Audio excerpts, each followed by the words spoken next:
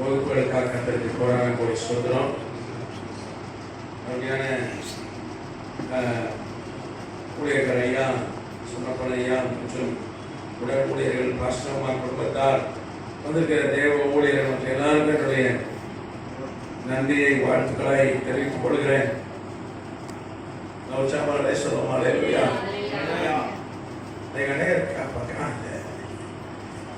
சரி, எனினும் கர்த்தர் மெய்யாகவே நம் மத்தியில் இருக்கிறார். கர்த்தர் நாமத்துக்கு ஸ்தோத்திரம். நம்ம பெருகமு சபை குறித்து கற்றுக்கொண்டு வருகிறோம். 3வது சபை. சபை வரலாறு.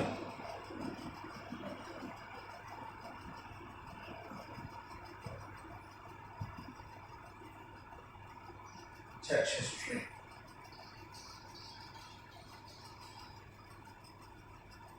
ஏழு சபைகள் வரலாறு. காலம். 7 churches there.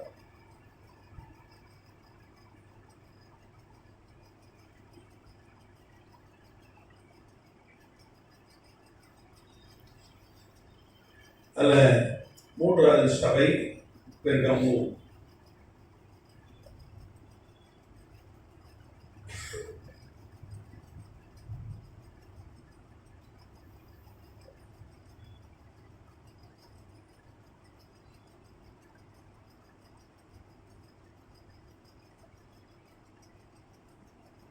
பெர்கமு சபை குறித்து நாம் ஆய்வு செய்து வருகிறோம்.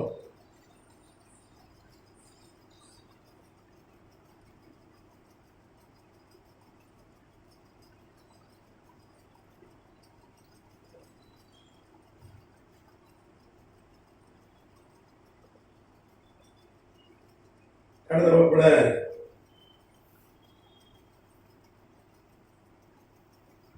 பெர்கமோஸ்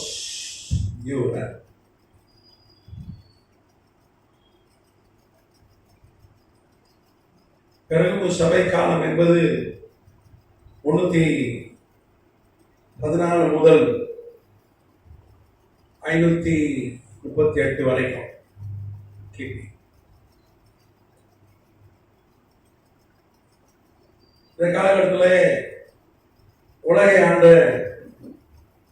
அரசு ரோம பேரரசர் உலகத்தை ஆளுகிற பீஸ்டாக மிருகமா இருந்தது. நாம் கடந்த வகுப்புல பார்த்தோம், கிறிஸ்துவர்களுக்கு எல்லாம் திரும்ப கொடுக்கப்பட்டது. அவர்கள் மீட்டுக் கொண்டார்கள். காரணம், கர்த்தர் கான்ஸ்டன்டைன் என்கிற ஒரு கிறிஸ்தவனை அரசனாய் ரோம பேரரசு கொண்டு, ரோம பேரரசே சபையை துன்புறுத்தின, தேவ ஊழியர்களை கொண்டு போட்ட, கோடிக்கணக்கான தேவ ஊழியர்களை கொண்டு போட்ட, பைபிளை அடிச்சு போட்ட, சபையை அடிச்சு போட்ட இந்த ரோம பேரரசு கிறிஸ்தவ பேரரசாக மாறுகிறது. போன வகுப்புல பார்த்தா 321 கிபியில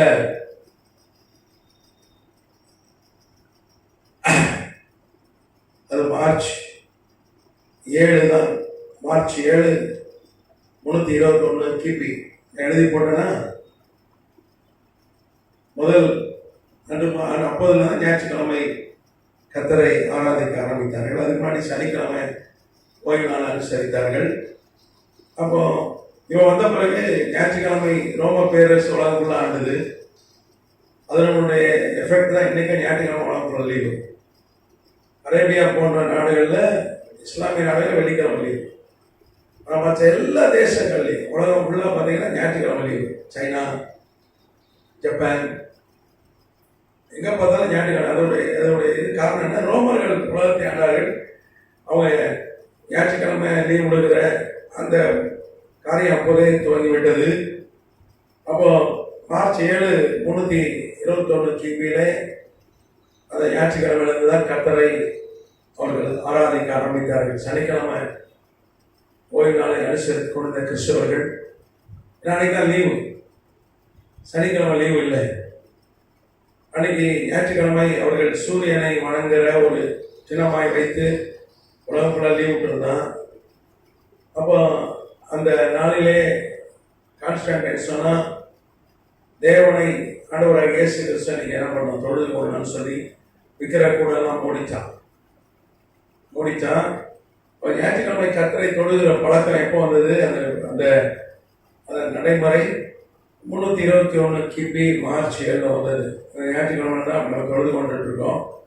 கதிராமத்துக்கு சோதனம். இப்போ புதிய ஏற்பாடு ஆண்டவர் ஏதாவது ஒரு நாள் நீ விசேஷித்துக் கொள்ளலான்னு சொல்லிட்டார். ஞாயிற்றுக்கிழமை தான் ஆராதிக்கணும் அப்படின்னு சொல்லி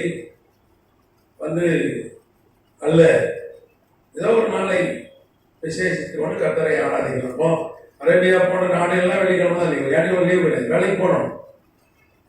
அப்போ நான் ஞாயிற்றுக்கிழமை தான் ஆராதிப்பேன், வேலைக்கு வராங்க.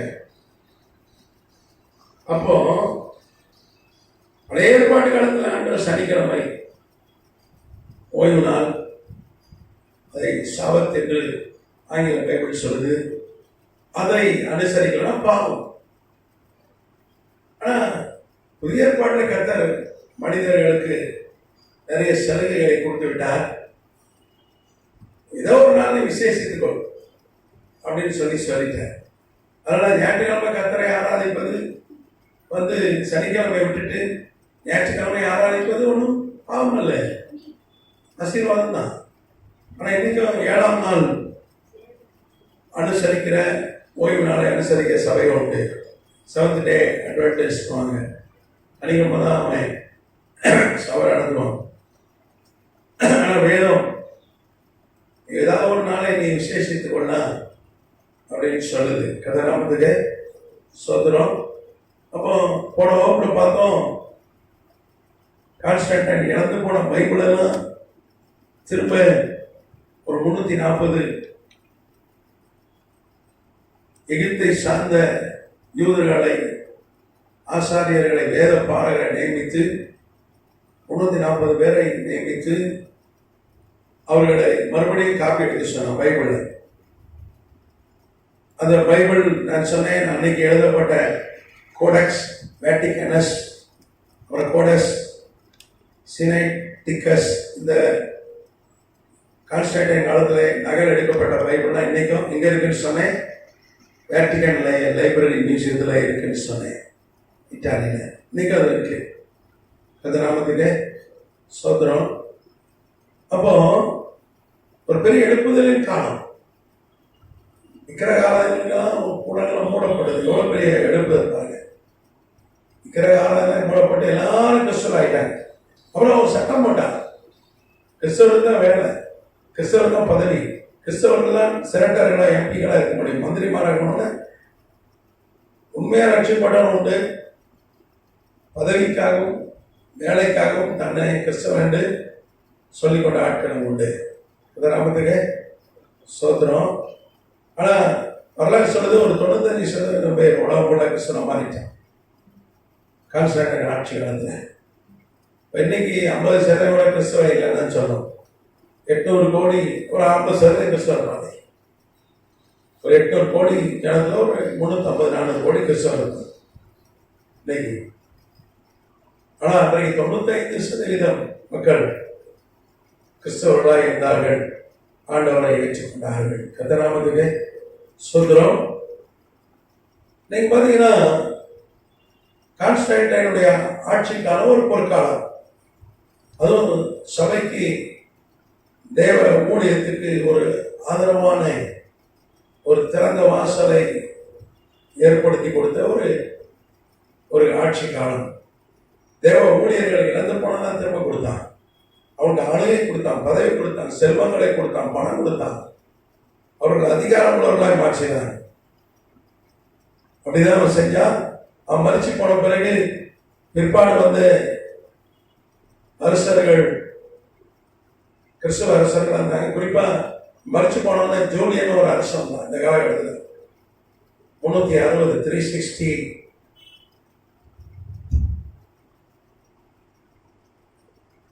ஜூலியன் ஒரு அரசன் தான். இவன் மறித்து போனவங்க தியோடேசியஸ் ஒரு அரசன் தான். முதலாம் தியோடேசியஸ், அப்புறம் 2ஆம் தியோடேசியஸ் ஒரு அரசன் தான். எவ்வளவு கிறிஸ்தவ அரசர்களாக இருந்தார்கள். அப்ப கிறிஸ்தவ சாம்ராஜ்யமாய் ரோம பேரரசு மாறி போனது. கதிராமத்துக்கு சோதனம். 325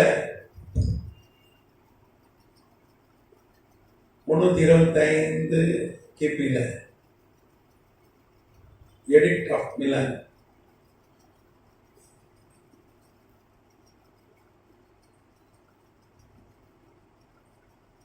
எடிக்ட்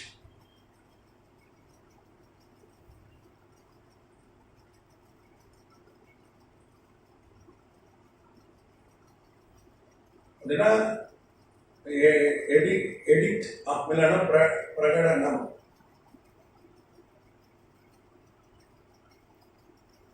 அறிவிப்பு.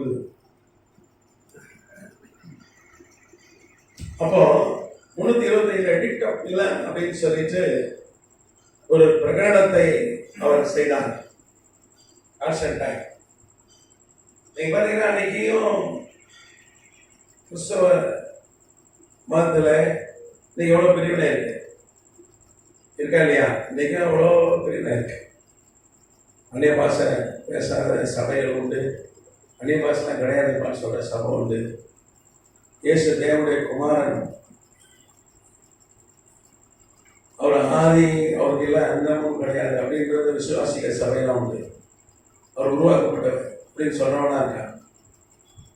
கரெக்டா?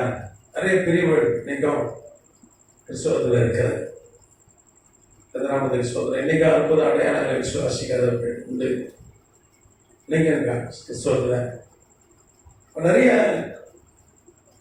டாக்டரின்ஸ், நிறைய கொள்கைகள் இன்னைக்கு கிறிஸ்தவத்தில் இருக்கு. அன்னைக்கு அப்படிதான் இருந்தது. நிறைய முரண்பாடுகள் அவங்கெல்லாம் ஒன்று சேர்த்து அவன் வந்து நம்ம எடிக்ட் ஆஃப் மிலான்ல ஒரு அறிவிப்பு வெளியிட்டாங்க. எல்லாரும் திரியகத்தை விசுவாசிக்கிறோம்.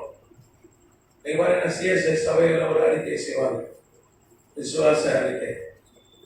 பிதாவாகி தேவனை விசுவாசிக்கிறேன், ஒரே பேரனாகிய குமாரனை விசுவாசிக்கிறேன், அவர் கன்னி மரியாதை இடத்துல ஆமா ஆமா அவர் வந்து சிலுவையில பாடுபட்டார், சிலுவையில இருந்தார், மரித்தார், 3ஆம் நாள் உயிரோடு எழுந்தார். அதுக்கப்புறம் அவர் திரும்ப வருவார், வருகைக்கு உயிர்த்தெழுதல் உண்டு என்று விசுவாசிக்கிறேன், நியாய தீர்ப்பு, நித்திய ஜீவன், இதெல்லாம் வந்து ஒரு அறிக்கையாக சொல்லுவாங்க. விசுவாச அறிக்கை சிஎஸ்ஆர் சொல்லுவாங்க. பெண்டகோஸ்தாவை சொல்ல மாட்டேன். சொல்றது நல்லது. இந்த அறிக்கை பைபிள் இருக்கிறாங்க. எதனால வருகையை பற்றி சபை எடுத்துக்கொள்ளப்படுறதை பற்றி தெளிவாக சில ஊழியர்கள் இருக்கு. அப்போ அவன் அந்த காலத்திலே தெளிவா வருகை, நியாய தீர்ப்பு, நித்திய ஜீவன், தேவனுடைய குமாரன் இயேசு அப்படின்னு ஒரு விசுவாச பிரமாண ஒரு அறிக்கையை அவன் தான் ஏற்படுத்தி கொடுத்தான். அவன் மூலமா கர்த்தர் ஏற்படுத்தினார் அந்த அறிக்கை. ஏன்னா அன்னைக்கு நிறைய குழப்பங்கள் இருந்தது சபையில். அப்போ ஒரு பெரிய ஒரு எழுப்புதல் காலம். கர்த்தர் கான்ஸ்டன்டைனை கூட பெரிய எழுப்புதலை கட்டளையிட்டார். திரும்பவும் என்ன பண்ண, சபைகளை கட்டி கொடுத்தார். இடிக்கப்பட்ட சபைகள்லாம் திரும்ப கட்டப்பட்டது. கர்த்தராமத்துக்கு சோத்திரம். அதுவும் குறிப்பா பார்த்தீங்கன்னா அவன் கட்டின சபைகள் இன்னைக்கு இருக்கு. அவன் கட்டின சபை இன்னைக்கு துருக்கி தேசத்தில் இருக்கிறது.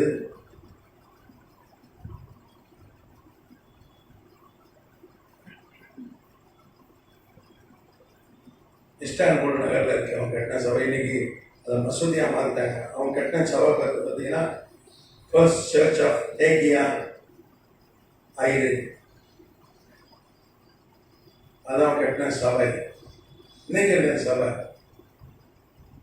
ஒரு காலத்தில் துருக்கி ஒரு கிறிஸ்தவ தேசம் இருந்தது. அது ஒரு ஆவிக்குரிய தலைமையகமாக இருந்தது. ஆனால் இன்னைக்கு துருக்கி ஒரு இஸ்லாமிய நாடாக மாறி போச்சு.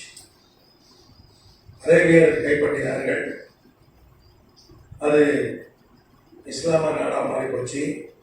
ஆனால் அந்த ஏகியா ஐரின் என்கிற கான்ஸ்டன்டைனால் கட்டப்பட்ட அந்த சபை இன்னும் இருக்கு. அது பார்த்தீங்கன்னா 532 கட்டப்பட்டது சபை. மிகப்பெரிய சபை இன்னும் இருக்கு. ஆனால் அதை மசூதியை மாற்றிட்டாங்க. ஏகியா ஐநூறு.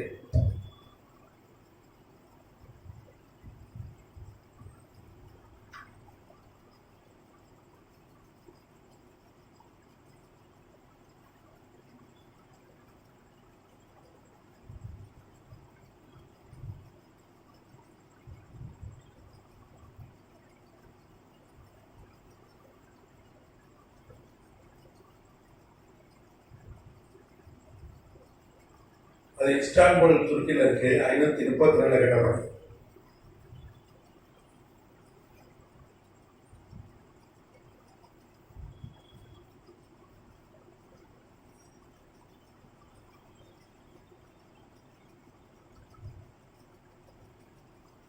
இஸ்தான்புல்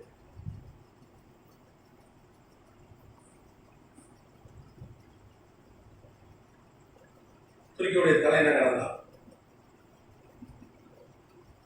துருக்கி என்றது ஐரோப்பா இடத்தில் இஸ்லாமிய நாடு. English Turkey.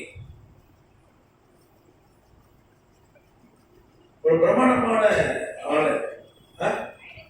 332 கட்டப்பட்டது. மிகப்பெரிய சபை. யுனெஸ்கோ வேர்ல்டு ஹெரிட்டேஜ் சைட் அதை அறிவிச்சிருக்காங்க. என்ன சொல்றா, ரொம்ப பழமை வாய்ந்த சபை. அது சபை, அது கான்ஸ்டன்டைன் கட்டினா சபை, மிகப்பெரிய சர்ச்.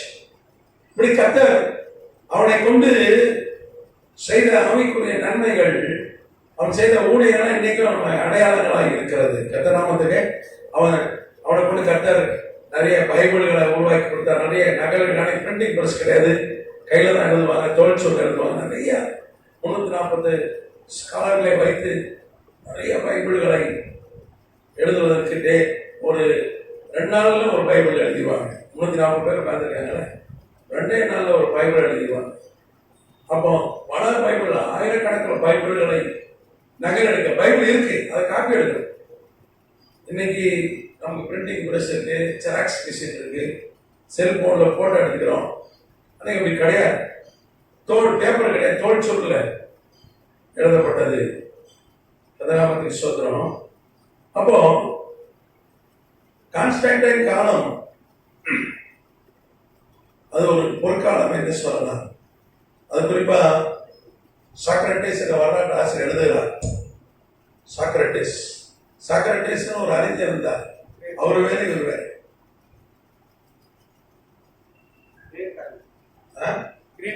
ஆமா, அவர் வேற.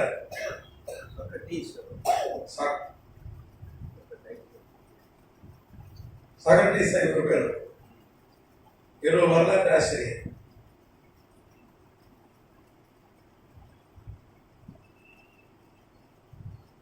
சாக்ரட்டிஸ் தான் கிமுவை சார்ந்தவர், கிறிஸ்துவுக்கு முன் வாழ்ந்தவர். இவர் கிபி. இவர் ஹிஸ்டாரியன். இவர் எழுதுறாரு,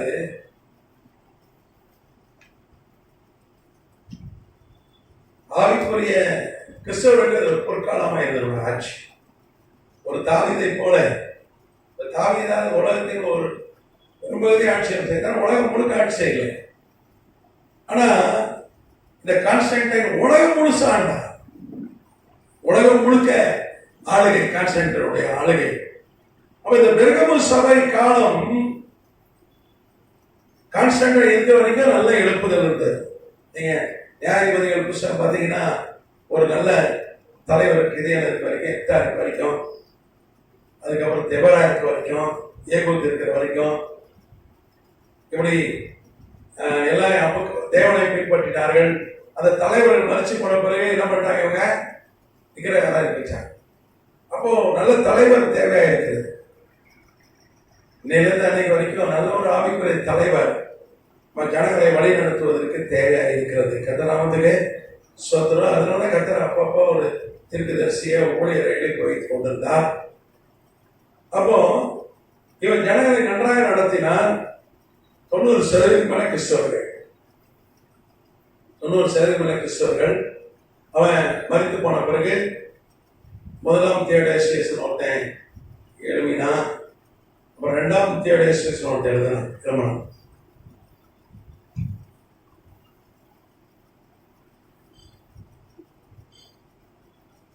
இரண்டாம் தியோடேசியஸ்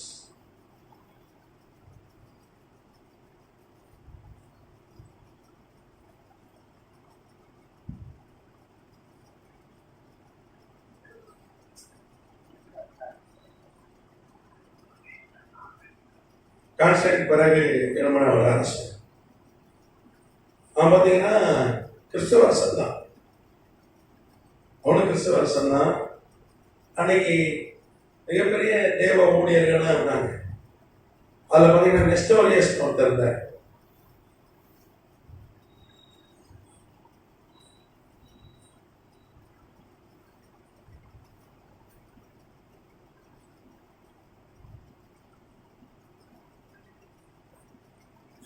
இவர் பார்த்தீங்கன்னா துருக்கி சார்ந்த ஆர்ச்சி பிஷப், அன்னைக்கு பிஷப்னு சொல்லிலாம் அன்னைக்கு அழைக்கப்பட்டார். பெரிய ஆவிக்குரிய தலைவர்கள் அந்த காலத்தில். இப்போ நம்ம அப்படி அழைப்பதில்லை, அவனே போட்டுக்கிறான் ஆர்ச்சி பிஷப். ஒரு ஊழியர் வந்து கொஞ்சம் ஆர்டினேஷன் போடுறது வந்து கேட்டார் என்கிட்ட, என்ன ஆர்டினேஷன் வேணும், பிஷப் ஆர்டினேஷன் வேணும்னு கேட்டார். அது பிஷப்னா நாம் சர்ச்சை இருக்கணும்பா, நாம் சர்ச்சை இருக்கணும், அவங்களாம் சேர்ந்து உனக்கு தலைவராக தேர்ந்தெடுத்தா நீ பிஷப்.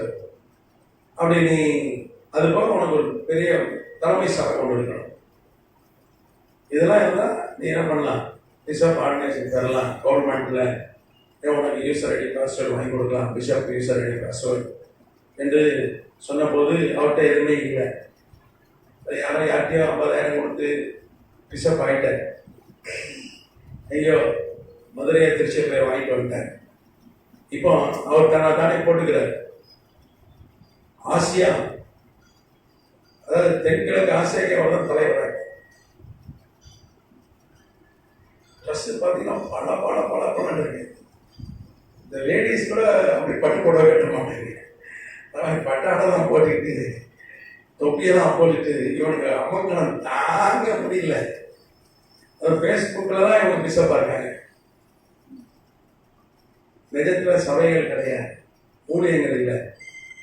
ஊழியர் பிஷப்னா யாரு, ஊழியக்காரங்களெல்லாம் வழி நடத்துகிற தலைமை ஊழியர். அவர் ரொம்ப தாழ்மையாக இருக்கணும், அவர் அவங்களுக்கெல்லாம் பணிவிடை செய்யணும், நிறைய ஆத்மாக்களை ஆதாயம் பண்ணணும்.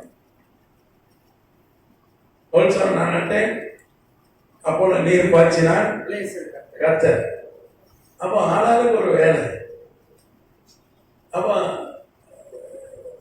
நீர் பாய்ச்சிக்கிறவனால அல்ல, நடுகிறவனால அல்ல, இளைச்சரை கர்த்தர் தான். எல்லா ஊழியர்களும் சாமலாம். ஆனால் இவங்க பண்ற பந்தா ஒருத்தர் பிஷப், ஆனால் அவன் ஊர் சர்ச்சு கூட கிடையாது. ஆனால் பிஷப் போய் காசு இருக்கு, அவர் கொஞ்சம் வெளிநாட்டுல பணம் வாங்கல. நீங்க பார்த்தீங்கன்னா காசு இருந்தாலே கொஞ்சம் எல்லாரும் மதிக்கிறதுல ஒரு சிலர் மதிக்கிறாங்க. காசு இருந்தா பெரிய ஊழியக்காரையா, பெரிய காரில் வந்தா பெரிய ஊழியக்காரன், நல்ல கோட் சூட்டு வந்து நல்ல ட்ரெஸ் பண்ணிட்டு வந்தா நல்ல ஊழியக்காரன் அப்படின்னு சிலர் என்றாங்க. அப்போ சொன்னார், நான் உங்கள் சபையில் ஒரு நாள் வந்து பிரசங்கம் பண்ணுறேன். என்ன நான் சொல்றது உங்கள் காலத்துக்கு முன்னாடி, சரிங்க வாங்க அப்படின்னு. ஒரு 2வது சனிக்கிழமைனா நாங்கள் ஒரு ஃபாஸ்டிங் ப்ரே நடத்துவோம், பெரிய ஜனம் வரும். அப்போ நான் சொன்னேன், நீங்கள் அதில் வந்து சேரி கொடுங்க. எல்லாம் ஒரு போட்டு நோட்டீஸ்லாம் போட்டாச்சு. பிரசங்கர் வருகிறார்னு வரல, சபை மாடியில் அவர் கீழே வரைக்கும் வந்து அவரை வரவேற்கிறதுக்கு, பட்டாசு வெடிக்கிறதுக்கு, மேலத்தாளம் போடுறதுக்கு யாரும் இல்லைன்னு கோச்சிட்டு போயிட்டேன். சபையே கிடையாது, ஒரு சபை கூட கிடையாது. அவர் மனைவி பிள்ளைங்க வேற சர்ச்சைக்கு போறாங்க, அவர் பிஷப் போனார். அப்போ நானே பிரசங்கம் பண்ணிட்டு, என்னன்னா வர சொன்னோம் வரலையே அப்படின்ட்டு நான் பார்த்து கேட்டேன். என்ன வரேன், நீங்க வரல? வந்தேன், இது யாரும் வரவேற்கலையே.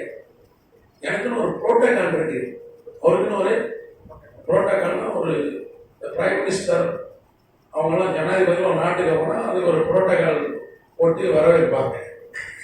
சேப்பு கம்பளம் விரித்து மேலத்தாளத்தோடு இராணுவ மரியாதையோடு அதுவே புரோட்டோகால்.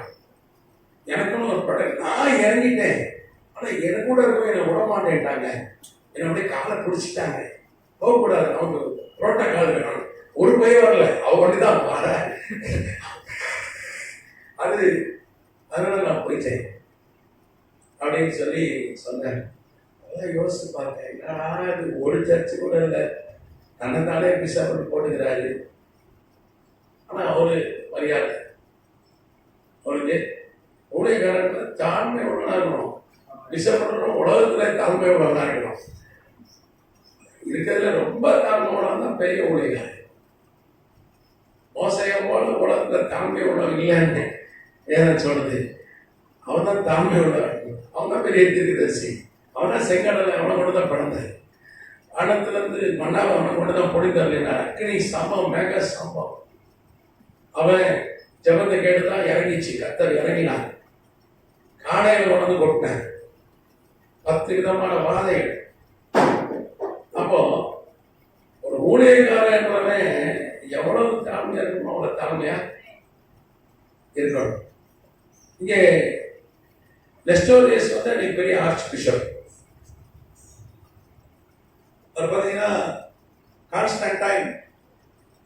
கான்ஸ்டான்டினோப்பிள் தான் இன்னைக்கு இஸ்தான்புல்னு ஒரு நகரம் இருக்க துருக்கி தலைவர். அன்னைக்கு பழைய பேர் கான்ஸ்டான்டினோப்பிள். இப்போ கான்ஸ்டான்டினோப்பிள் அங்கதான் அவைக்குரிய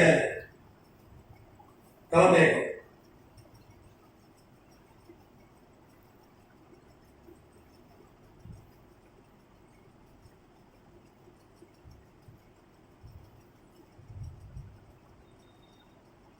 இன்னைக்கு இது வந்து இஸ்தான்புல்.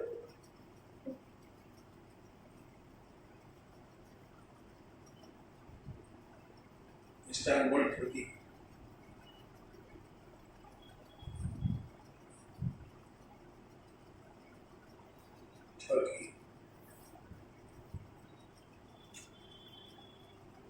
துருக்கி வந்து யூரோப்ல இருக்க நாடு. நெஸ்டோரியஸ் அவர்தான் இன்னைக்கு பெரிய ஊழியக்காரர் உலகத்துல. நீங்க பாருங்க, உலகத்துல பெரிய ஊழியர் இருக்காங்க. எனக்கு தெரிஞ்சு பாஸ்டர் மார்கள்ல ரொம்ப பெரிய இடத்துல இருக்க பாஸ்டர் மோகன், ஏஜியுடைய உலக தலைவர். ரொம்ப சப்போர்ட் பண்ணார். சீனாவெல்லாம் நீங்க எதிர்க்க நான் கூட இருக்கேன்னு சொன்னேன். இந்தியா கூட சரி, கதை நல்லவர். அப்ப நெஸ்டோரியஸ் தான் பெரிய ஊழியர் இந்த பெர்கமு சபை காலத்துல. அவர் இன்னொரு சிறில் ஒரு ஊழியர் இருந்தார். Cyril of Alexandria.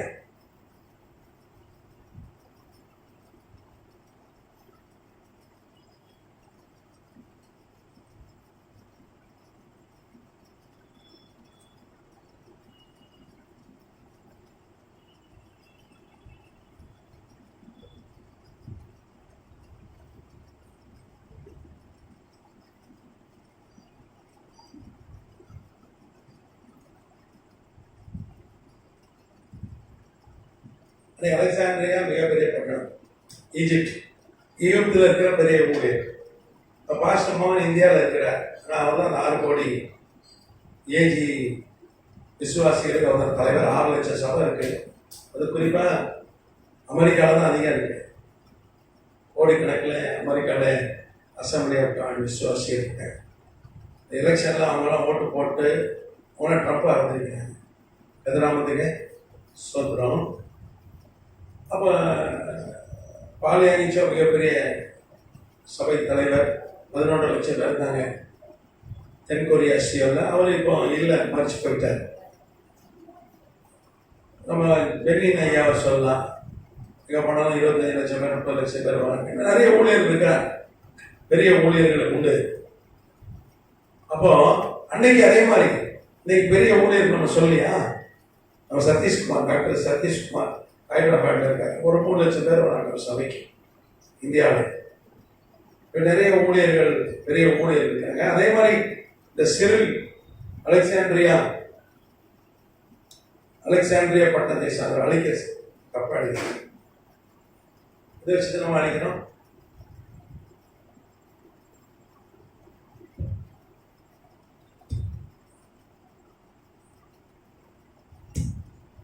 அலெக்சாண்ட்ரியா பட்டணத்தை சார்ந்த பெரிய சபை வைத்திருந்தார், பெரிய ஊழியர்.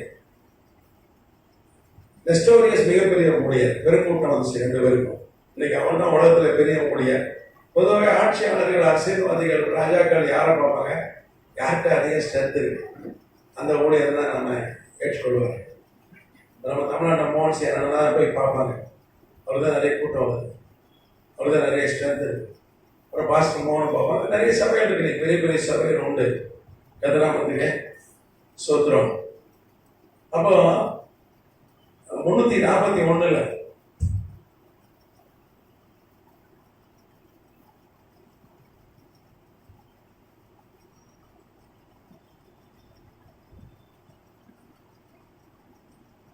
எபேசு பட்டணத்துல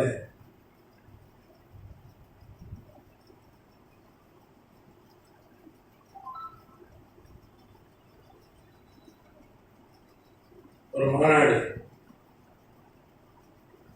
எபேசு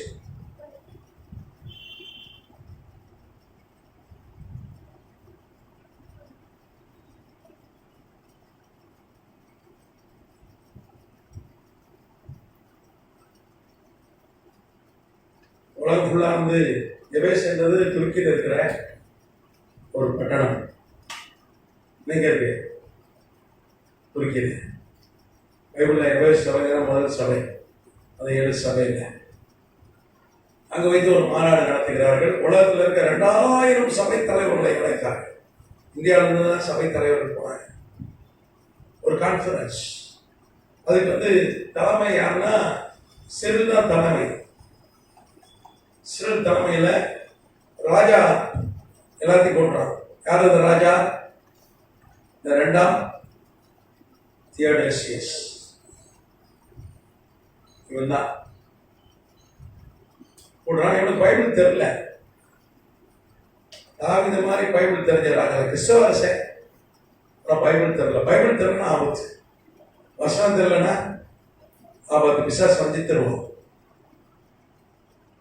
ஏன்னா வேதம் சொல்றது கள்ளத்தீர்க்கதரிசி குறித்து வெளிப்படுத்த விசேஷம் 13ஆம் அதிகாரம் சொல்லுது. ஒரு தரிசனம் காண்றான் யோவான். பூமியிலிருந்து ஒரு ஆடு 2 கொம்புள்ள ஆடு வருது.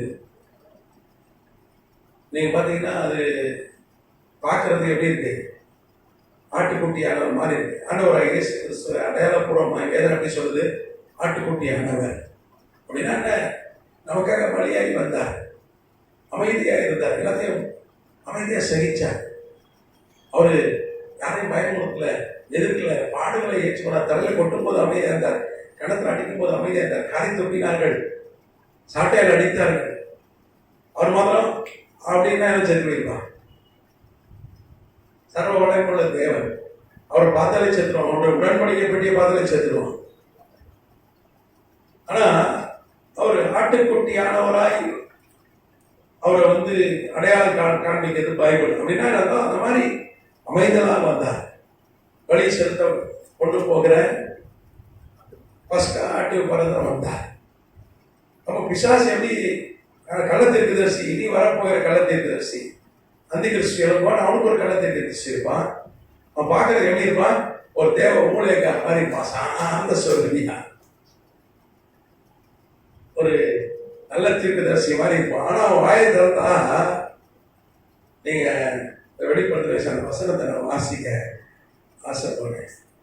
வெளிப்படுத்துற விசேஷம் 13ஆம் அதிகாரம் 11ஆம் வசனம். பின்பு வேறொரு மிருகம் பூமியிலிருந்து எழும்ப கண்டேன். அது ஒரு ஆட்டுக்குட்டிக்கு ஒப்பாக 2 கொம்புகளை உடையதாக இருந்தது. வலு சர்ப்பத்தை போல் பேசியது. பார்க்க எப்படி இருந்தது? ஆட்டுக்குட்டி மாதிரி. ஆனா வாயை தண்டை எப்படி இருந்தது? பயங்கரமா இருக்கு. வலு சர்ப்பம் மாதிரி பேசி. நம்ம ஊர்ல சொல்லுவோம், பார்க்க பர்சனாலிட்டி, வாய் திறந்தா முனிசிபாலிட்டி. முனிசிபாலிட்டினா குப்பை. குப்பைக்கு தான் நம்ம என்ன பண்ணுவோம்? குப்பை லாரி வருதுன்னா முனிசிபாலிட்டி லாரி அப்படின்னா அப்படியே நம்ம பழகிச்சோம். பார்க்க பர்சனாலிட்டி, வாயை திறந்தா முனிசிபாலிட்டி அப்படிதான் இருக்கும். நம்மளும் பார்க்க அதுதான் பர்சனாலிட்டியா இருக்கும். நம்மலாம் வாயை திறந்தோம்னா எப்படி ஆயிடுது? குப்பை லாரி தான், முனிசிபாலிட்டி தான். கதை நமதுக்கு சொந்தம். வீட்டுக்கிட்ட வந்து பார்க்கணும், இவ்வளவுதான். கதை நல்லவர். அல்லேலூயா. ஒரு ஊழியக்காரர், அவர் சுவிசேஷர் தேடி போனேன். அவர் கூப்பிட்டார், ஐயா வாங்கியா எப்போ ஃப்ரீயா இருப்போம் வந்து போய் ஜோம் பண்ணேன். தேடி போனா அவர் வீட்டு ஏரியாவுக்கு போயிட்டு அடையாளம் சொல்லி சொல்லி பார்க்குறேன். யாருக்கும் தெரியல. அவர் கிறிஸ்தவ பேர் யாருக்கும் தெரியல. அப்போ ஒரு அம்மா சொல்லிச்சு, வீட்டில் என்ன நேரம் கெட்ட வார்த்தை பேசுவாங்க, நேரம் பயங்கரமா சண்டை நடக்குமே, அந்த வீடு நினைக்கிறேன், கூட்டி போ. போனா கரெக்டா அந்த வீடு தான். அந்த ஏரியாவில் அதே கெட்ட வார்த்தை இங்கதான் வந்து யாச்சுக்கலாம். அப்பதான் யோசிச்சேன், பார்க்க அவர் அப்படியே சாந்தமா பர்சனாலிட்டி பயங்கரம். ஆனா வாயை தந்தா முனிசிபல் குப்பை வாரி. சரி, அது நமதுக்கு சோதரம். இங்க ஒரு மாநாடு நடக்குது. ஏன்? பிசாசு அப்படிதான் ஏமாத்திடுவான், அஞ்சித்துருவான். அதனால பைபிள் வசனங்கள் நாம் நல்லா கற்றுக்கணும். பைபிள் வசனங்களை அறிந்து கொள்வது, நிறைய பைபிள் வாசிக்கணும், சபைக்கு வரணும், பிரசங்க கேட்கணும். எதை நாமத்துக்கு சோதரம். அப்போ இவர்கள் தலைமையில் ஒரு மாநாடு, எபேசு சபை மாநாடு நடக்கிறது. 341 கிபியில இந்த சிறில் இருக்காம பாருங்க, சிறில் தலைமையில் நடக்கிறது. 2000 சபை தலைவர்கள் இருக்கிறார்கள். நெஸ்டோரியஸும் சிறிலும் பேரரசனும் முன்னாடி மேடையில் உட்கார்ந்து இருக்கிறார்கள். பல காரியங்களை குறித்து பேசுகிறார்கள். அப்போ இந்த சிறில் தான் வந்து பிரசங்கம் பண்ணுகிறான். அவன் தலைமை தானே.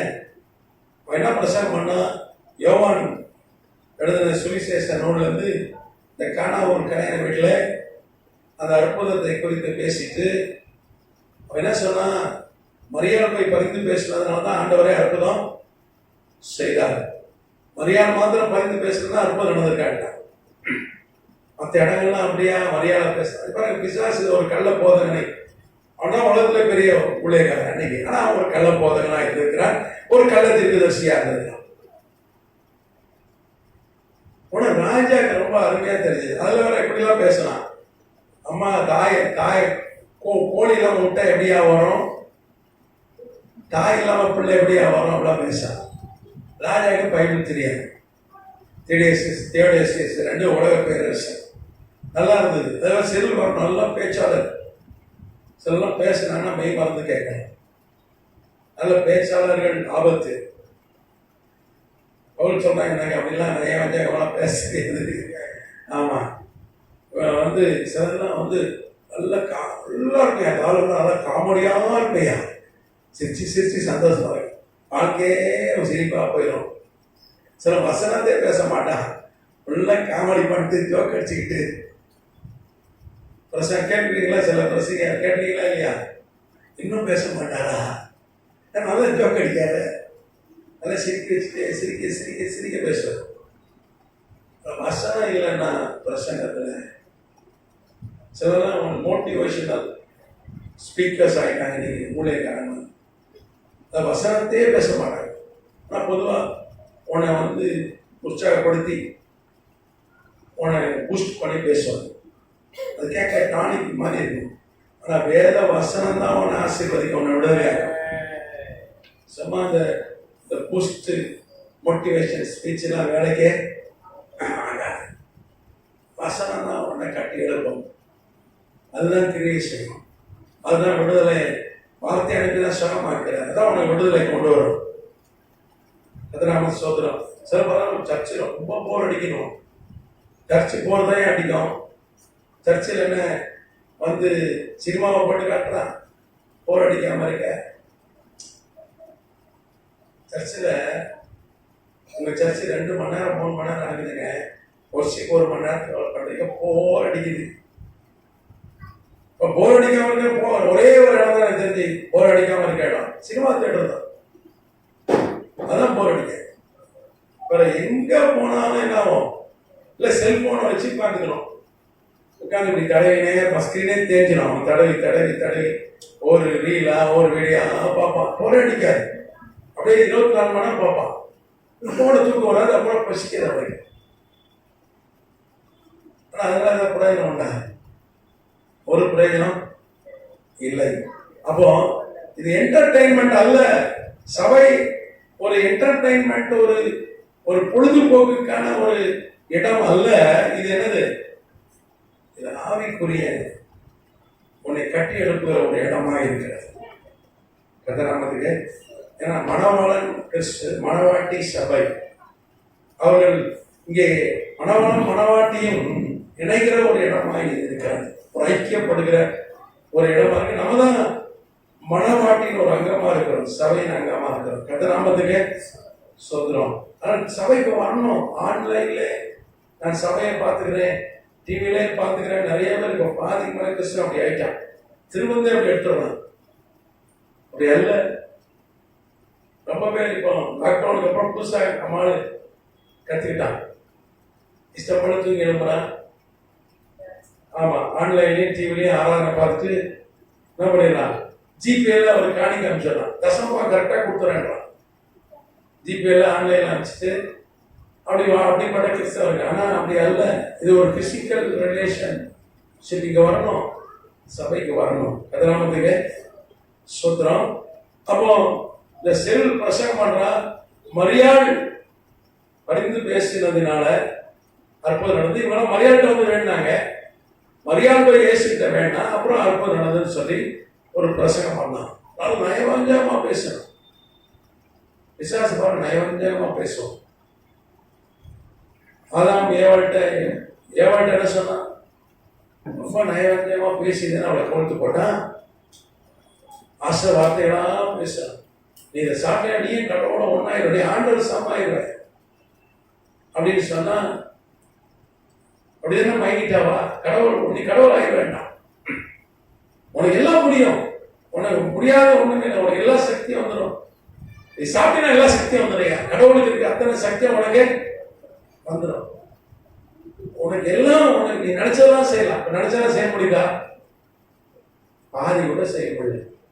நம்ம நினைக்கிற ஒண்ணு வேற ஒண்ணு நடக்குது. தேவன் நினைத்த காரியம் தடைப்படாது. நம்ம நினைச்சது நடக்கணும்னா அது நடக்காது. தேவன் நினைத்த காரியம் தடைப்படாது. சரி, இவன் ரொம்ப நயவஞ்சகமா பேசி ராஜாவே மெய் மறந்துட்டான். அப்ப ராஜா சிறில் சொன்னது ரைட்டு தான் அப்படின்னா. அப்ப அங்க ஒரு பிரச்சனை வந்தது.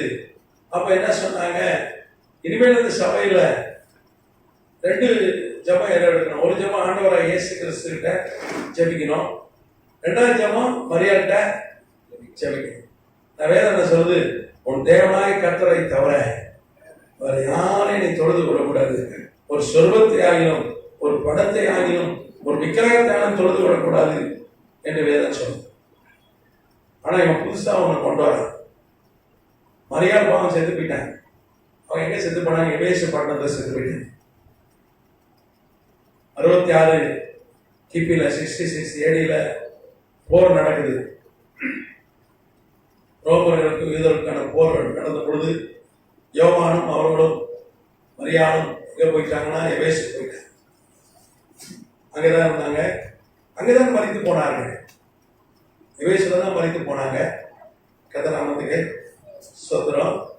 நீங்க பாத்தீங்கன்னா வேத பண்டிதர்கள் என்ன சொல்றாங்க, அவங்க ஆண்டவராக இயேசு கிறிஸ்து சிலுவையில் தொங்கி மறிக்கும் போது அவங்களுக்கு 50 வயசு 52 வயசு அப்படின்னு சொல்றாங்க. அதுக்கப்புறம் ஒரு 36 வருஷம், இப்போ 86 85 வயசுல தான் எஸ்லேமை விட்டு அவங்க எங்க போகிறாங்க?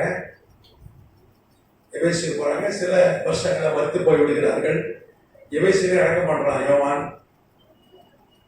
அதுக்கப்புறம் 325 கிபில 325 ஏடியில இந்த கான்ஸ்டன்டைனுடைய தாயார் அவங்க தான் போய் மரியாளுடைய அந்த எலும்புகள் மிச்சத்துல எடுத்துட்டு போய் எஸ்லேம்ல கொண்டு போய் அடக்கம் பண்றாங்க. எஸ்லேம்ல இருக்கு மரியாளுடைய எலும்புகள் நினைக்க இருக்கு. அவங்க செத்து போயிட்டாங்க. அவங்க மனுஷிட்டாங்க. சிலர் சொல்றாங்க அவங்க உயிரோடு பரலோகத்துக்கு போயிட்டாங்க. பரலோகத்தில் ஏறி போல. இன்னைக்கு அவங்களுடைய எலும்புகள் இஸ்ரேல் நாட்டில் இருக்கிறது, எருசலேமில் இருக்கிறது.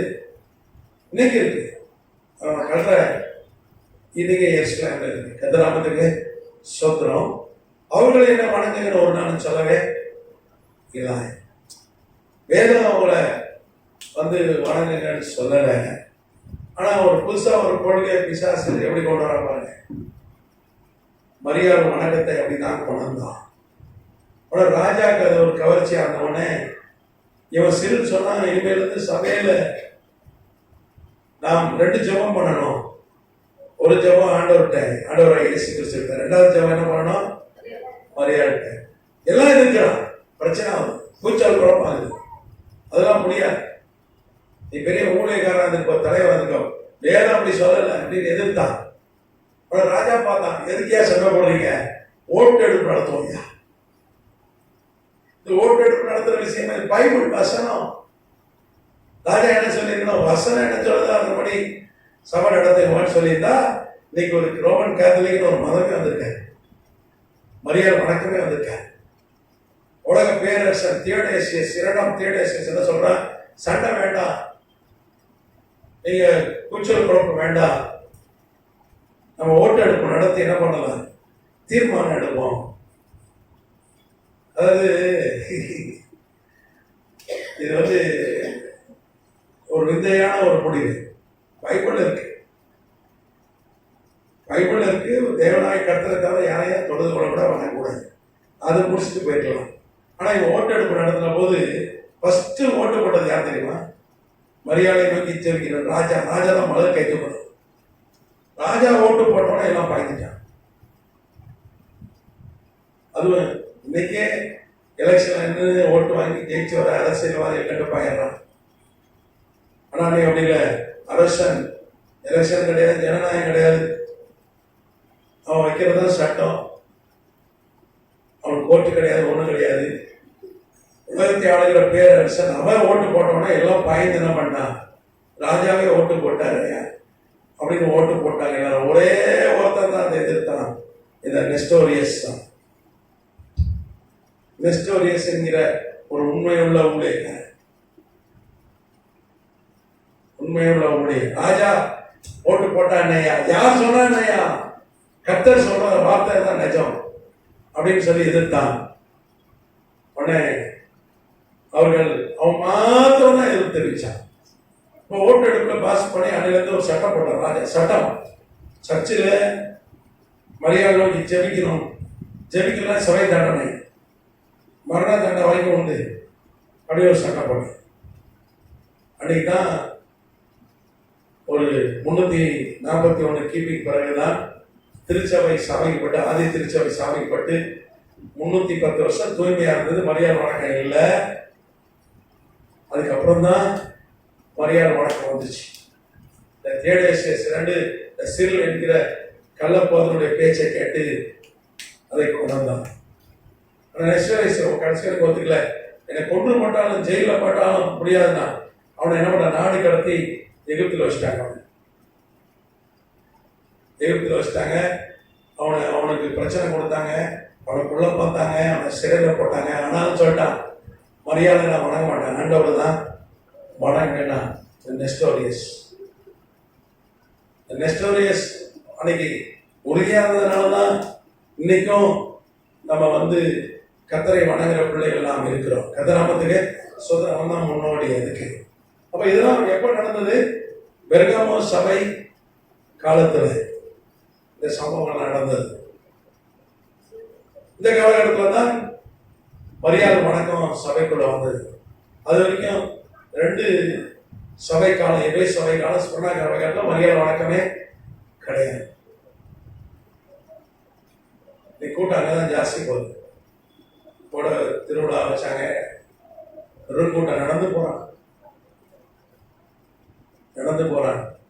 அவ்வளவு தூரம் நாகை மாவட்டத்துக்கே நடந்து போறான். சரி, லைவ்ல இருக்கா,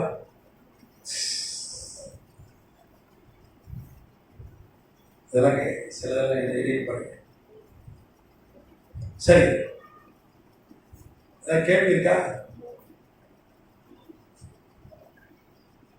கேள்வி இல்லை, கேளுங்க. ரோமன் கேத்தலிக் என்பது ஒரு மதம், அது கிறிஸ்தவம் அல்ல. ரோமன் கேத்தலிக் அடைய போகுது. அது கிளாஸ் எடுத்தேனா, மகாபாரதம் விழுந்தது கிளாஸ் எடுத்தேனா? சரி, அடுத்து நம்ம தொடர்ச்சியா அடுத்தது வெளிப்படுற விசேஷம் தொடர்ச்சியா எடுக்கலாம், எடுத்துரும். இப்போ தானே எடுத்துக்கிற சிக்ஸ் எடுக்கல இல்லையா, அதையும் எடுத்துட்டா ஓரளவுக்கு நமக்கு முடிஞ்சிடும். பரிச்சை வச்சு பேட்சை முடிச்சிடும். சரி,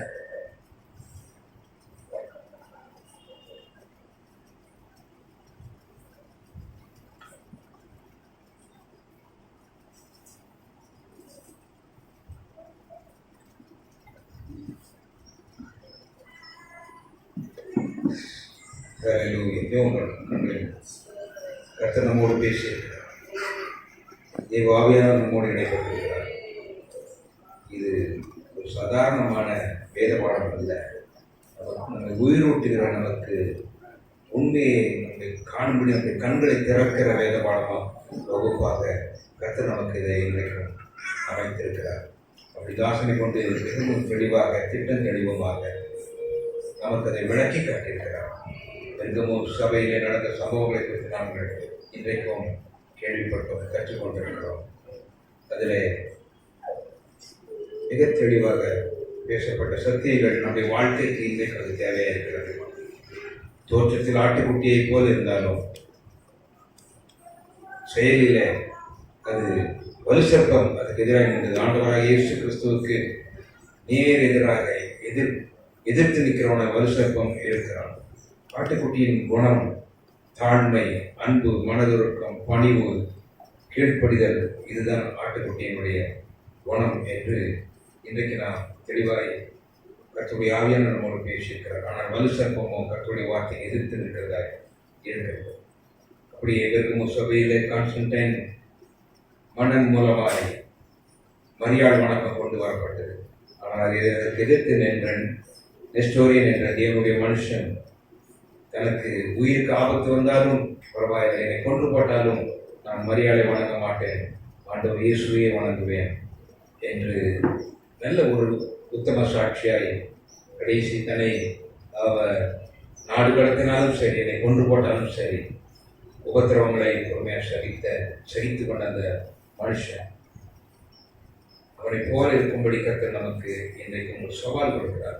நாம் அநேக கள்ள தீர்க்க தரிசனங்கள், கள்ள போதகர்கள், கள்ள போதகர்கள், கள்ள உபதேசங்கள் இன்றைக்கும் எல்லா இடங்களிலும் பரவி வருகிறது. ஆனாலும் உத்தமமான வசனத்தை மாத்திரம் போதிக்கிற கர்த்தருடைய தாசர்களை நாம் கண்டு கொள்ள வேண்டிய அவசியத்தில் இருக்கிறோம். இன்றைக்கு கர்த்தருடைய தாசன் மிக தெளிவாக நம்மோடு பேசியிருக்கிறார். தேவ ஆவியானவர் அவரை இன்றைக்கு நம்ம மத்தியில் கொண்டு வந்தார். நம்ம ஒரு சின்ன கூட்டமாக இருந்தாலும் ஆண்டவர் நம்மை நேசிக்கிறதுனாலே தேவனுடைய மனுஷனை கொண்டு வந்து நமக்கு அதை கற்றுக் கொடுத்தார். இன்றைக்கு கள்ள போதகங்களுக்கு நாம் செவி சாய்க்காதபடிக்கு உத்தமர்களாய் ஆண்டவர் இயேசுக்கு மாத்திரமே ஆராதனை செய்கிறவர்களாக இருக்கும்படி ஆண்டவர் நம்மை இன்றைக்கு மறுபடியும் ஒரு விஷயம் எச்சரிக்கை கொடுத்திருக்கிறார். நம்மை சுற்றிலும் எத்தனையோ பேர் இப்படியும் இருக்கலாம் அப்படியும் இருக்கலாம் என்று சொல்கிறார்கள். இதுவும் பரவாயில்ல, இயேசுக்கு தாய் மரியாள் அவர்கள் பசுத்தமானவர்கள் இன்றைக்கும் அவர்கள் நம்புகிறார்கள். அவர்களுக்கு மரணம் சம்பவிக்கல, அப்படியே பரலோகத்துக்கு ஏறி போனார்கள் என்றெல்லாம் சொல்கிறார்கள். ஆனால் வேதத்தில் அப்படி சொல்லவே இல்லை. ஆண்டவர் இயேசு ஒருவரை மறித்து உயிர் தெழுந்த ரட்சகராக இருக்கிறார். மத்தியிலே உயிரோடு இருக்கிற தேவன் ஆண்டவர் இயேசு மாத்திரம்தான். அவரை பெற்றெடுத்த தாயாக இருந்தாலும் அவர்களுக்கும் அந்த பாக்கியம் கொடுக்கப்படவில்லை. அவர்களுக்கும் ஆண்டவர் இயேசுதான் ரட்சகர். ஆண்டவரை பார்த்து கல்யாணத்திலே கூட அந்த மரியாள் பசுத்தமுள்ள அந்த தாய் என்ன சொன்னார்கள்? அவர் அவர்களுக்கு என்ன சொல்கிறாரோ அதன்படி செய்வீர்கள் என்று சொன்னார். தன்னை அவர்கள் உயர்த்தி காண்பிக்கவில்லை, ஆண்டவர் இயேசு உயர்த்தி காண்பித்தார்கள். அவர் உங்களுக்கு என்ன சொல்கிறாரோ அதன்படி செய்யுங்கள். அவர் நமக்கு சொல்லுகிறதை செய்யும்படி இன்றைக்கும் ஆவியானவர் சபையில் பேசிக் கொண்டிருக்கிறார். ஆண்டவருடைய வசனம் மாத்திரம்தான் உயிர் உள்ளது. ஆண்டவருடைய வசனம் மாத்திரம்தான் வல்லமை உள்ளது. ஆண்டவருடைய வசனம் மாத்திரம்தான் நாம் கீழ்ப்படியும்படி கொடுக்கப்பட்டது. வேறு எந்த பசுத்தவான்களையும் அது ஆண்டவர் இயேசுக்கு சமமாய் ஆக்கவே கூடாது என்று வேதம் சொல்லுகிறது. ஆண்டவருடைய தாயாக இருந்தாலும் சரி, அவருடைய 12 சீஷர்களாக இருந்தாலும் சரி, பவுல் அப்போஸ்தலனாக இருந்தாலும் சரி, ஒருவனாலும் ஆண்டவர் இயேசுவுக்கு அவர் சமமானவர் அல்ல. அவர் ஒருவரை ஒப்பற்றவர், அவர் ஒருவரை பரிசுத்தர், அவர் ஒருவரை நீதிபரர், அவர் ஒருவரை அதிசயங்களை செய்கிறவர், அவர் ஒருவரை ஆதி முதல் இருக்கிறவர், ஆதியும் அந்தமுமானவர், ஆல்பாவும் ஒமேகாவுமானவர், முந்தினவரும் பிந்தினவருமானவர், அவருக்கு ஒப்பானவர் ஒருவரும் இல்லை. பவுல் சொன்னார், என்னுடைய மனுஷனாக இருந்தாலும் கூட அவர் சொன்னார், நான் நட்டேன், அப்போலோ நீர்ப்பாய்ச்சினான், ஆனால் விளைய செய்கிறவர் கர்த்தர். விளைய செய்கிறவர் தான் இன்றைக்கு முக்கியமாய் பார்க்க வேண்டியது. விளைய செய்கிறவர் ஆகிறவர் தான். நடுகிறவனாலும் அல்ல, நீர்ப்பாய்ச்சுகிறவனாலும் அல்ல, விளைய செய்கிற தேவனாலே எல்லாம் ஆகும். கர்த்தர் நம்மோடு பேசியிருக்கிறார். ஒருவேளை நமக்குள்ளே அப்படிப்பட்ட எண்ணம் இருக்குமானால் அதை இன்றைக்கு நாம் மாற்றிவிட வேண்டும். ஆண்டவர் இயேசுவை தவிர நாம் தொழுது கொள்வதற்கு வேறு ஒருவரும் இல்லை. ஆண்டவராகிய இயேசு கிறிஸ்துவின் நாமமே அல்லாமல் நாம் ரட்சிக்கப்படும்படிக்கு இந்த உலகத்திலே வேறு ஒரு நாமமும் கொடுக்கப்படவில்லை. அவருக்கு ஒப்பானவர் ஒருவரும் இல்லை. அவர் ஒருவரை ரட்சிக்கிறவர், அவர் ஒருவரை நீதிபரர், அவர் ஒருவரை உயிரோடு எழுந்தவர், மரணத்தை ஜெயமாக விழுங்கினவர். வேறு எந்த பக்தனுக்கும் அந்த வாக்கியம் கொடுக்கப்படவில்லை. அநேக தீர்க்கதரிசிகள் தோன்றினார்கள், அவர்கள் மரித்தார்கள், அவருடைய கல்லறை இன்றைக்கும் இருக்கிறது. இயேசுவின் தாயாகிய மரியாளுக்கு கூட மரணம் சம்பவித்தது, அவருடைய எலும்புகளும் இன்றைக்கும் இருக்கிறது. அவர் உயிர்த்தெழுந்து, ஆண்டவர் இயேசு ஒருவரை உயிர்த்தெழுந்தவர், அவர் ஒருவரை உயிருள்ள ரட்சகர், அவர் ஒருவரை வணங்கப்படத்தக்க ஒன்றான மெய்த்தேவன், அவர் தெய்வத்தில் தெய்வமானவர், ஜோதியில் ஜோதியானவர், மெய்த்தேவனில் மெய்த்தேவனானவர், அவருக்கு ஒப்பானவர். நல்ல சத்தியத்தை இன்றைக்கு கர்த்தருடைய தாசன் மூலமாக நம்மோடு ஆண்டவர் பேசினார். ஆண்டவரை துதிக்கிறோம், ஸ்தோத்திரிக்கிறோம், உம்மை வணங்குகிறோம், உம்மை வாழ்த்துகிறோம். நீ ஒருவரை துதிக்கப்படுத்தவர், நீ ஒருவரை ஒன்றான மெய்த்தேவன், உமக்கு ஒப்பானவர் ஒருவரும் இல்லை. ஆண்டவரை இன்றைக்கும் நாங்கள் கற்றுக்கொண்ட பாடத்துக்காக ஸ்தோத்திரிக்கிறோம். பெருகமூர் சபையின் மூலமாக நீ கற்றுக் கொடுத்த பாடங்களுக்காக அநேக ஆண்டவரை சரித்திர சான்றுகளோடு நாங்கள் கற்றுக்கொள்ளும்படி உடைய தாசனை கொண்டு நீ போதித்த வேத பாடங்களுக்காக ஸ்தோத்திரிக்கிறோம். உடைய தாசனை இன்னும் ஆண்டவரை ஆசீர்வதித்து அவரை பெருக பண்ணும், செழித்திருக்க பண்ணும். அநேக ஆயிரங்களுக்கு இன்னும் வேதத்தை கற்றுக் கொடுக்கிற ஆசானாக ஆண்டவரை உள்ளதை உள்ளபடியே பேசுகிற, வசனத்தை வசனமாய் போதிக்கிற தேவனுடைய மனுஷனாய் அவரை இன்னமும் பயன்படுத்தும். அநேக ஆயிரங்களுக்கு அவரை இன்னும் ஆண்டவரை நீர் பயன்படுத்தி அநேகருக்கு ஆண்டவரை வேத வெளிச்சத்தை காண்பிக்கிற, கண்களை திறக்கிற ஆண்டவரை ஊழியர்களை கர்த்தரை பயன்படுத்துகிறார்கள். இன்றைக்கு இந்த வேத பாட கூட்டம் நடத்துவதற்கு இந்த இடத்தை கொடுத்து நாங்கள் ஸ்தோத்திரிக்கிறோம். இந்த இடத்துல ஊழியம் செய்யக்கூடிய அருமையான தாசனுக்கு ஆண்டவர் போதகரையாக அவருடைய குடும்பத்துக்கு கர்த்தர் நீர் கிருபை செய்கிறார்கள். அநேகர் வந்து கற்றுக்கொள்ள ஆண்டவரை அநேகர் ரட்சிப்படைய இந்த ஆலயத்தை நீர் உண்டு பண்ணி இருக்கிறேன். இந்த இடத்துல இந்த ஆலயத்தை உண்டு பண்ணினதுக்கு ஒரு நோக்கம் உண்டு. அநேகருடைய ரட்சிப்புக்கு எதுவாய், அநேகருடைய மனம் திரும்புவதற்கு எதுவாய், அநேகருடைய விசுவாசத்திற்கு ஆண்டவரை ஊன்றுகோலாய் இந்த சபையை வைத்திருக்கிறேன். அன்றைய ஊழியக்காரனை ஆசீர்வதிங்க. குடும்பத்தை ஆண்டவரை நீ பெருகப்படும், செழித்திருக்க கொண்டு வாழ்ந்திருக்கணும். ஆண்டவரை மறுபடியும் நாங்கள் ஆண்டவரை இப்படிப்பட்ட கூடுதலை சந்திக்க வரைக்கும் கிருபைகளோடு இருக்கட்டும். ஆண்டவரை ஒருவரோடு சந்திக்கும்படி ஆண்டவரை நாங்கள் சந்திக்க வரைக்கும் கிருபைகளை சூழ்ந்து கொள்ளட்டும், இறக்கங்கள் உண்டாகட்டும். இன்றைக்கும் இந்த வேதபாட வகுப்புக்கு வரக்கூடாமல் கிடையாது அநேகரை நினைக்கிறோம். ஆண்டவர் அநேகர் இன்றைக்கு வரக்கூடாமல் இருந்தாலும் அவர்களுக்கும் அது கிருபை உண்டாகட்டும். அவருடைய காரியங்களிலே கர்த்தர் நீர் ஜெயத்தை கற்றுவிடுகிறார்கள். அவர்களுக்கு கர்த்தர் சுகத்தின் பலத்தை அருளி செய்கிறார்கள். உங்களுடைய நாமத்துக்கு மகிமை உண்டாகட்டும். உங்களுடைய தாழ்த்தியும் கரங்களை கொடுக்கிறோம். உங்களுடைய நாமம் ஒன்றே மகிமைப்படுவதாக. நமக்கு ஒருவருக்கு சதா காலமும் சகல துதியும் கனமும் ஸ்தோத்திரமும் புகழ்ச்சியும் உண்டாவதாக. ஆண்டவராகிய இயேசு கிறிஸ்துவின் நாமத்தில் வேண்டுகிறோம், ஜெபம் கேளு நல்ல பிதாவே. ஆமென், ஆமென். அவர் சேர்ந்து சொல்வோம், என் ஆத்துமாவே கர்த்தரை ஸ்தோத்திரி, என் முழு உள்ளமே அவருடைய பரிசுத்த நாமத்தை ஸ்தோத்திரி, என் ஆத்துமாவே கர்த்தரை ஸ்தோத்திரி, கர்த்தர் செய்த சகல உபகாரங்களை மறவாதே. ஆமென், ஆமென். ஹல்லேலூயா, ஹல்லேலூயா, ஹல்லேலூயா. கர்த்தருடைய ஆசீர்வாதம்.